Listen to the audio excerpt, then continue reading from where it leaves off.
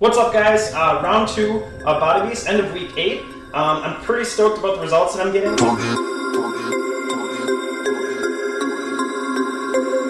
We about to turn it on.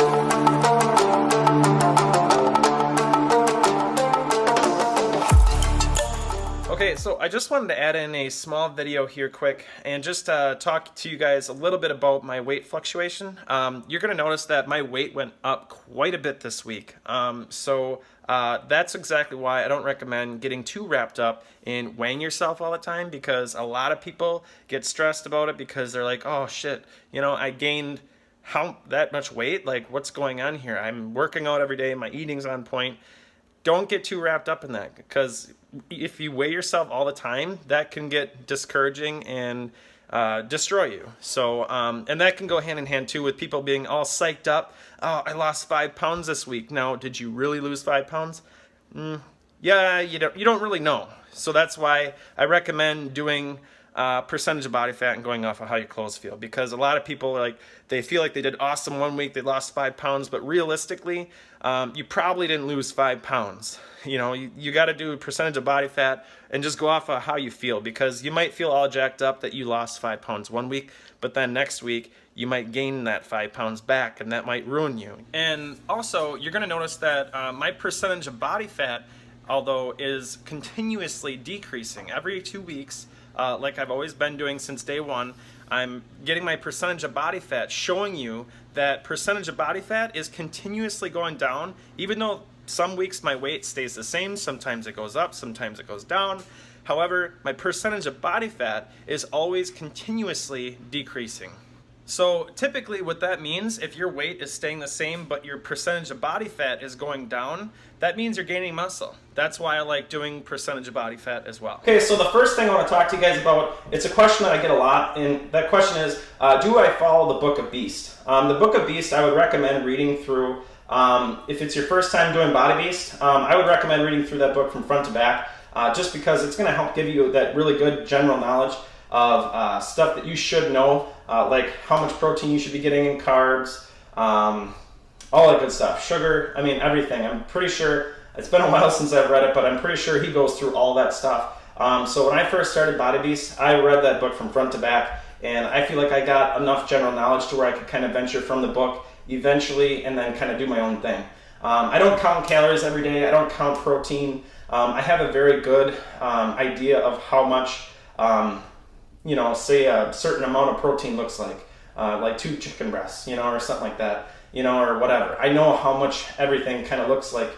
So I don't sit there and weigh everything out, count calories. That's totally not my cup of tea. I look at this whole thing, Body Beast, as sort of more of a lifestyle.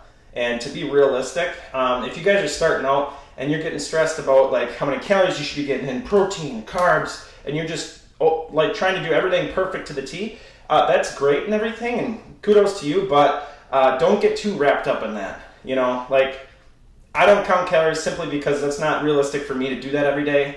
This is more of a lifestyle thing for me, so I'm not going to weigh chicken every week and count calories and get my numbers all down on a spreadsheet or something every day. Like, that's not realistic for me. I look at this whole thing, doing Body Beast, as sort of a lifestyle. I kind of like taking a shower.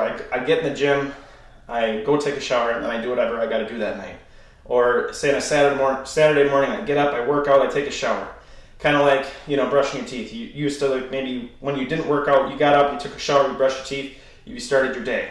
Now, for me, It's a lifestyle thing, so I get up, I work out, I take a shower, I brush my teeth, and then I move on with my day. It's just part of my lifestyle, and then I just eat, and I know what certain foods do, obviously. So if you have too much fat, it's going to make you fat. You have too much sugar, that's going to make you fat. Just general knowledge and stuff like that. I'm not going to count everything. So if you guys have more questions regarding all that stuff, I know food can be very overwhelming and discouraging because you never seem like you can get it right. But my biggest recommendation for you guys is just concentrate on getting your workouts in. If you've made it this far, and if you've gotten every single workout in, literally every workout, you should be seeing some pretty damn awesome results, even if your eating isn't perfect. It's just a matter of getting in the gym every day, and then your eating is going to go up and down, but let your workouts be your foundation of your results. So I would just concentrate on getting in the gym, and don't worry so much about the food part, although it is important, but your food will get better over time. There's a lot to learn, so don't feel like don't feel like you need to learn everything right away. It's a lifestyle, it's not a race. If you think about it, 6 months compared to the rest of your life, it's nothing. Even a year. It's going to take time to get done. But what you should have down and what should be perfect is your workouts. So all that said, I do not follow the Book of Beasts and I don't count calories. The next thing I want to talk to you guys a little bit about is how often do I do abs every single week?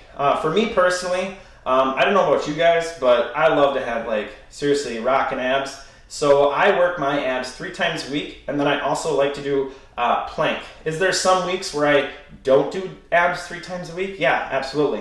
Is there days where I don't do a plank after every workout? Yeah, sure. I don't get so wrapped up in it. You know what I'm saying? It's a lifestyle thing. Depends what I got going on that day.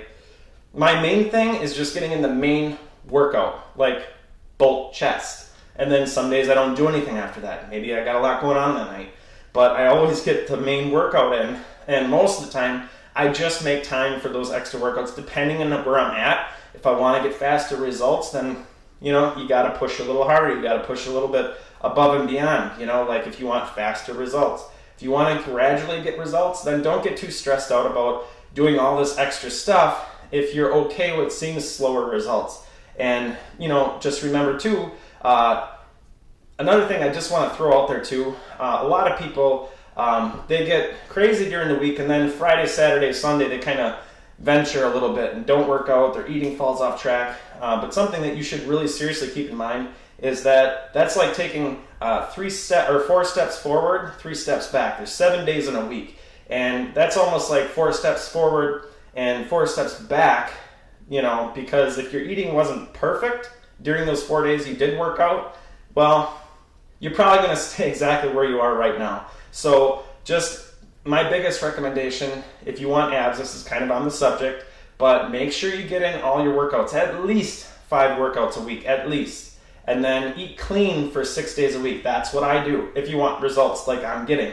I eat clean for 6 days a week, and then on one day out of the week, I just let go and just eat and drink whatever the hell I want. So I do abs 3 times a week, that's what I shoot for, and then I do plank after every one of my workouts, or at least try to.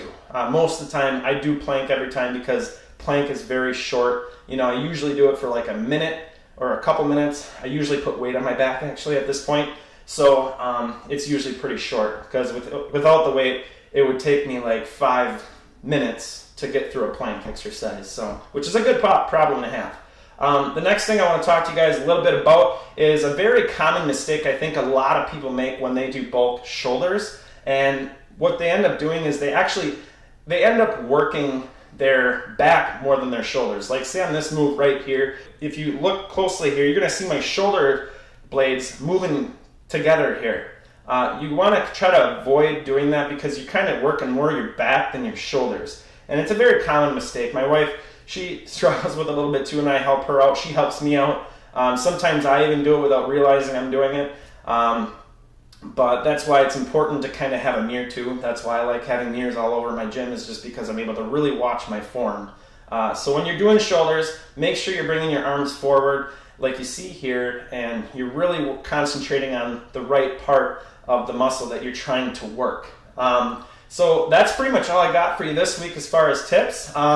As usual, my results are freaking amazing. I'm very, very, very, very happy with where I'm at, and I'm very proud of myself and how far I've come. I have not skipped a single workout, and it's end of week 8, round 2 of Body Beast. So if you guys want results like I'm getting, you know, don't question why you're not getting results if you're not at least getting in all your workouts. That is extremely important, and that's almost, in my eyes, more important than eating good, just because, like I always say and preach, that your workouts is like your therapy to eat better and do everything outside of the gym. Because when I leave the gym, I feel like a fucking badass some days, and I feel like I'm motivated, you know, like that's gonna help you eat better. Like if you do that every day and you're feeling like that every day, you're more prone to like stay on track and eat better. So you can have all the knowledge in the world about food and what to eat, what not to eat, but if you're not getting your workouts in and you're feeling like just kind of sluggish and lazy and all that stuff, because that's how I feel when I don't work out, your eating isn't probably going to be where it should be. So again, if you guys want to join my group, it's free. I'm in there every day. I'm answering questions. It's awesome. I love that group, and you need to be in it if you're really serious about getting serious results and you have a little maybe problem getting in the gym. We all do some days. So it's an absolute amazing group. Awesome group of guys. On that note, we'll talk to you guys at the end of week 9. And I can't believe it. I say this every week, but Jesus, only 3 more freaking weeks of Body Beast, and then I'm done with round 2. We'll talk to you guys at the end of week 9. No, there ain't no stopping us. Fly without boarding pass. Couldn't catch me, I be moving fast. Call me a shooting star. Let 'em know who you are. Flying up in a bar. Wish on a star. Time to show 'em who's in charge. Call me a shooting star.